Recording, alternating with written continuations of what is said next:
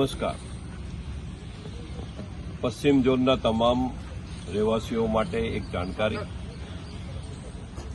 આપણો હની park road ઉપર અને પ્રાઇમ માર્કેટ આ બેની વચ્ચે એક આવેલો આપણો એક જ્યોતિન્દ્ર દવે ગાર્ડન 2004 અને 5માં જ્યારે મહાનગરપાલિકામાં શાસક પક્ષના નેતાની જવાબદારી હતી ત્યારે હું સ્નેહલતાબેન ચૌહાણ, પ્રવીણભાઈ નાયક, ધીરુભાઈ સવાણી અમે 4 લોકોએ આ ગાર્ડનનું ઓપનિંગ કર્યું હતું.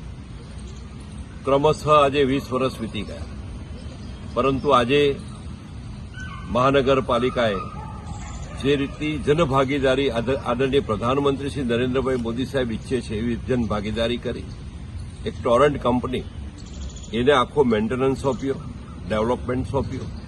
પરિણામે આજે એક સુંદર ગાર્ડન, પ્રાકૃતિક ગાર્ડન સમગ્ર આપણા દક્ષિણ ગુજરાત કહો કે ગુજરાતમાં આ એક પ્રાકૃતિક ગાર્ડનનું નિર્માણ થઈ ચૂક્યું છે. આવનારા થોડા દિવસોમાં એનું ઉદઘાટન પણ થશે.